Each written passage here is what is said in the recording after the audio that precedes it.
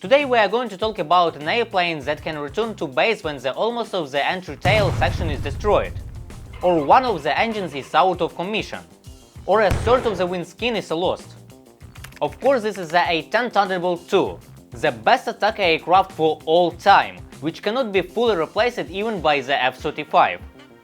I will tell you why. You will also learn more about the armor and weapons of this flying tank. And in the end, we will figure out which is better, the Soviet Su-25 or the American A-10. Make some tea and sit back, it's going to be interesting. This whole story began during the Second World War. Back then, the American fighter bomber Republic P-47 Thunderbolt proved to be a very cool aircraft. Luftwaffe ace Heinz Behr said the P-47 can absorb an impression almost of lead, and it must be handled with great care. Doesn't that remind you of anything? I guess that's why A-10 got its name, Thunderbolt 2. Fast forward 14 years, to 1955. The Second World War is over, but the war in Vietnam has begun. The battles quickly showed that ground troops would not last long without quality air support. At the time, the main and only attack aircraft of the US Army was the Douglas A-1 Skyrider. But the experiment showed the propeller-driven aircraft has long since become outdated. Losses were counted in hundreds of aircrafts. In this situation, it was decided to completely redesign the concept and create a jet attack aircraft. The AX program was launched on September 8, 1966. The main requirements were as follows. Build the aircraft around the 30mm cannon, which would allow it to destroy any Soviet armored vehicles without any problems. Oh yes, that 30mm gun, the hallmark of A10 Thunderbolt 2. The maximum speed would be at least 740 km per hour. The aircraft would have to carry 7,300 kg of payload. The flight radius was about 460 km. The hull armor would have to withstand shells of at least 23rd caliber. This is a serious statement. The price is $10.5 million per unit at the nowadays exchange rate. For comparison, the price of the F-35 ranges from $83 million to $108 million, depending on the version. A number of companies started working on the project, but in the end the Pentagon settled on the Northrop YA-9 and Fairchild aircraft YA-10 prototypes. By the way, the later company had a bit of a sad story. It was bought out and closed in 2003. Now it's owned by the Israeli company A-10 Systems, and production is focused exclusively on the manufacture of aerospace parts and support services. But let's get back to the prototypes. Based on the results of comparative tests in 1973, the Fairchild Republic YA-10 project was selected, which showed the best performance. This is mainly due to a rather unusual design scheme. The engines were shifted back and raised relative to the aircraft's axis. That is, they are additionally protected from ground fire. In addition, the double tail covered and more effectively masking the heat trail. This made it possible to seriously complicate the heat of the man-portable air defense system. As the practice of the subsequent conflicts has shown, the A-10 can withstand at the minimum one such hit and return to base. In addition, the Fairchild Republic aircraft is proven to be really easy to maintain. For example, many parts including engines and vertical stabilizers are interchangeable with the right and left sides of the aircraft. By the way, during the test, in addition to the usual prototypes, there was a truly unique machine.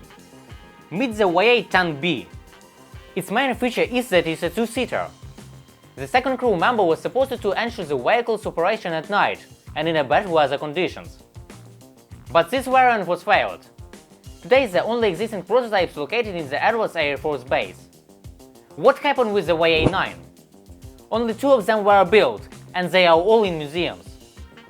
But don't you think it resembles another attack aircraft, the Su-25? It is believed that Soviet engineers took this project as a basis when developing their own aircraft. But back to the YA-10.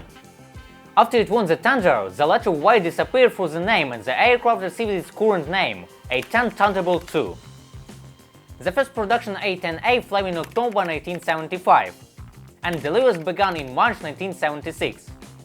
Production was really intensive, 13 aircraft per month. Therefore, 8 years later, the US Air Force had up to 715 aircraft. Now let's move on to the characteristics of the A10 Thunderbolt 2. The aircraft is 16 meters long. The height is almost 5. The wingspan is 17.5 meters. The crew consists of one pilot. The maximum takeoff weight is 21 tons. Of this weight, 7,300 kilograms is taken up by the weapons. The A10 Thunderbolt II is powered by two General Electric TF-34-100A turbofan engines. Each of them has a thrust of 4,000 kilograms. By modern standards, it's quite small. In the F-35, one engine produces 13,000 kilograms. Nevertheless, these engines are enough to accelerate the A10 to up to 722 km per hour. However, pilots often fly a speed of 560 km per hour. Anyways, the Thunderbolt II is an attack aircraft, not a fighter. The combat radius is within 460 km, and this figure takes into account 30 minutes of combat where the aircraft directly supports the troops. And now I will tell you perhaps the most interesting information about this aircraft. Of course, this is the armor. Let's start with the pilot's capsule. Its weight 540 kilograms. The thickness of titanium aircraft armor in this area ranges from 13 to 38 millimeters. This allows it to confidently hold 20-shot caliber shells, and sometimes even protects the pilot from indirect hits by the 57mm ammunition. The front windshield and dome also weigh a lot, 25 kilograms. This makes it possible to withstand the hit from any small arms. In addition, the airframe is designed in such a way that the aircraft can continue flying with the half of a tail, one elevator, and half a wing missing. Also, the A10 Thunderbolt II can fly even with one engine. This is an incredible hassle to destroy this aircraft. But that is not all. The attack aircraft has two flight control systems. The main one is hydraulic. But if it is destroyed, the pilot can use the mechanical one and save himself and the ship. There was a case when one of the A-10 suffered significant anti-aircraft damage. It disabled the hydraulic system and damaged the engine. Despite this, the pilot was able to stay in the air for more than an hour and successfully return to the base. By the way, the photo I showed was of this particular aircraft. It is thanks to this phenomenal survivability that the United States doesn't plan to withdraw the A-10 from service at least until the year 2040. To ensure that the machine meets modern requirements, almost all attack aircraft has been equipped with the new electronics and displays, thus upgrading them to version C. The A-10 is designed specifically to operate at frontline airfields, which are often damaged by hostilities. Landing generates a lot of dross and debris that can potentially damage engines. The A-10's design minimizes such cases. In addition, the landing gear deserves special attention. It allows the aircraft to take off even from semi-prepared runways. And this is at a time when almost all modern airplanes like nice and clean airfields. I am referring to the F-35, which are unable to replace the A-10 because of this. Also, the fighters don't have such heavy armor. What else do you think can be armored in the A-10? Fuel tanks. First, they have their own armor capsule. In addition, they are divided into 4 compartments that can self-seal in case of minor damage. Even if a 12.7mm bullet penetrates the tank, only a few liters of fuel will leak out, and that's it. And if the projectile even more powerful, there will be 3 more compartments left. And even the plane loses all 4 tanks, there are still 2 backup tanks, which will be enough to 370 km of flight. The survivability is just phenomenal. During the Gulf War, A-10s flew 8,100 combat missions, and only 4 vehicles were irretrievably shot down. Moreover, only with surface-to-air missiles.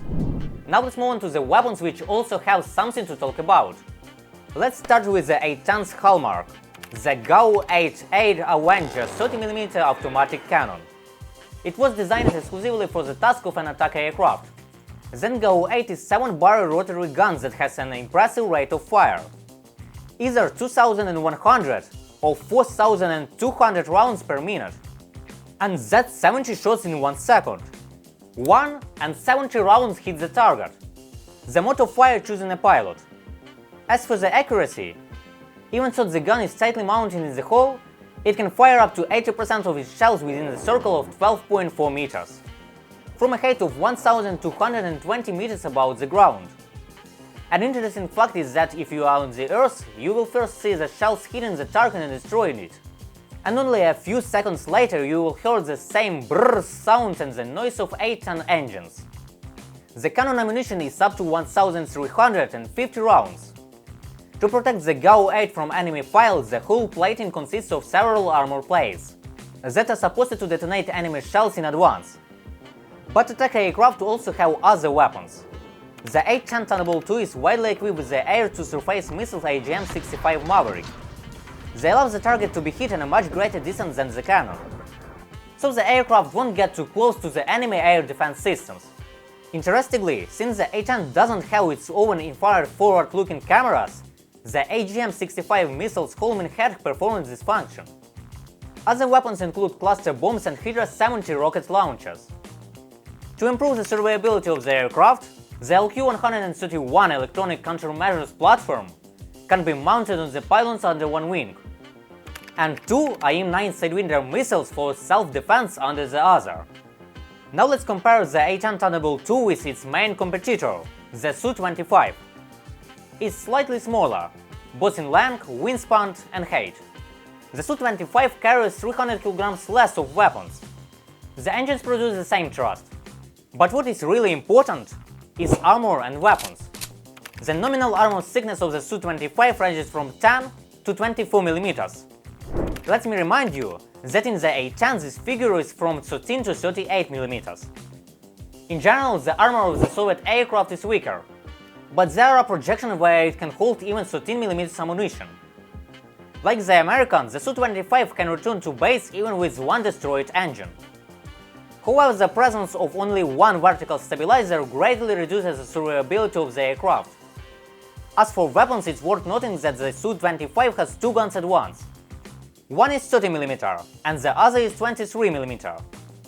However, their ammunition is almost 4 times smaller, and their rate of fire is not the same that of the 7-barrel GAU-8.